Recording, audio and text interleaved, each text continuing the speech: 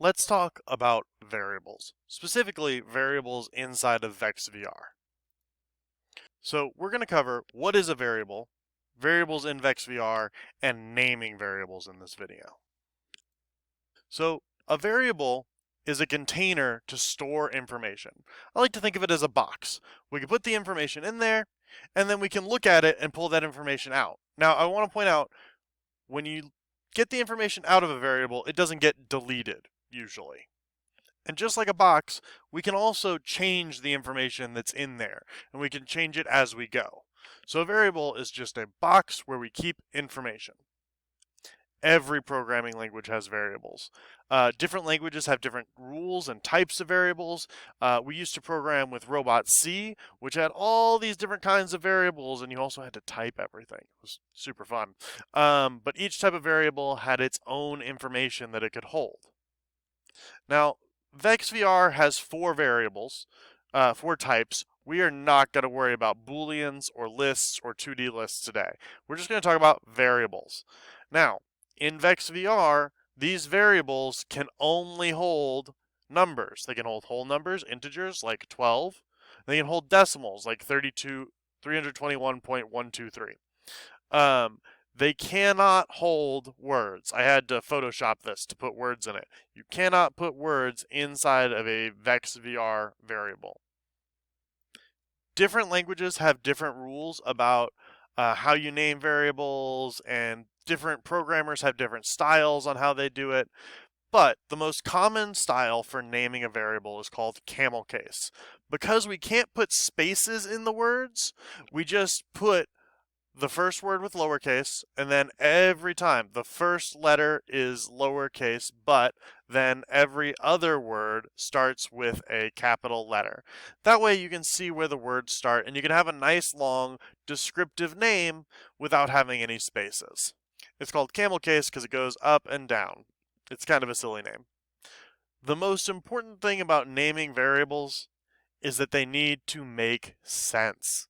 So if I was going to have a variable that I was going to use to control how fast the robot goes, I would name that variable robot speed setting. That's a lot to type the first time, but especially since we're using blocks, you're never going to type it out again. So you might as well make it a nice, easy to understand name so you're not confused by your own code, because that is painful. Let's take a second and look inside of Vex VR at the variable blocks. So if I go to Vex VR and I go down to variables, it always starts with one variable already made called my variable. That's not a very good name, so I'm going to rename this forward distance. Okay, so now I have this variable. I'm going to make another variable, so I'm going to click make a variable called turn distance.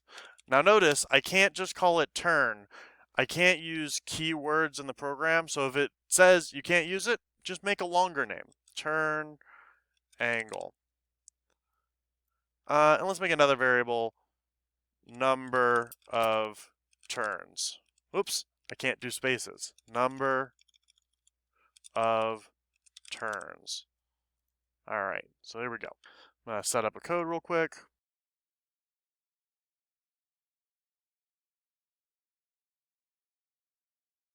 So I've set up this code that's going to repeat 10 times. It's going to drive forward, and it's going to turn right 90 degrees. So this would just go in a little square for a little while. But I want to use variables.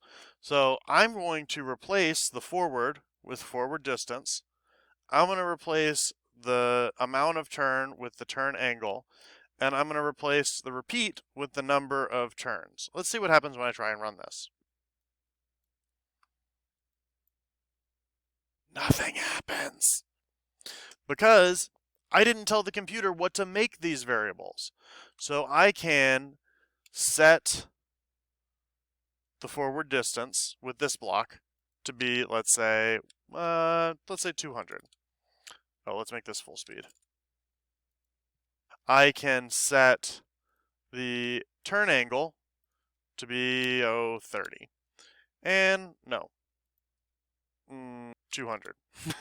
And let's set the forward distance. No, already did that. Set forward distance to, no, set number of turns to, let's say, 10.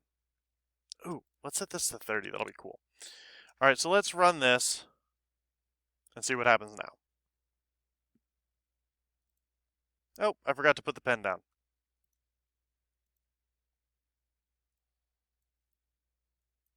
I just like blue. So the robot is driving around. Okay, I'm gonna make this go a little bit faster, but I want to show you one more block. This is the change block. So if I go in here and I change the turn angle by 1, every time this block happens, the turn angle is going to get 1 higher. I'm going to set it to 5.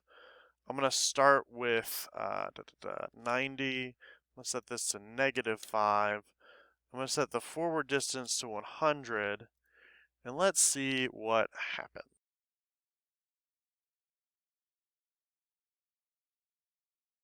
So you can see that turn angle, it's turning a little bit less each time, and so it's starting to make a cool spiral. Oh, eventually it starts to go straight. I think eventually it would curl back around and then like repeat. I'm gonna do that, but I'll let you guys watch and fast forward.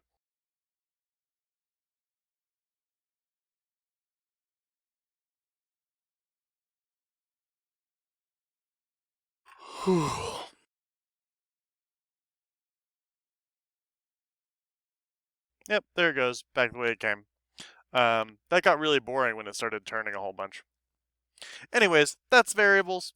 I hope that this helps. You're going to go and you're going to do an activity now, if you're in my class, where you're going to have to figure out what some mystery variables are.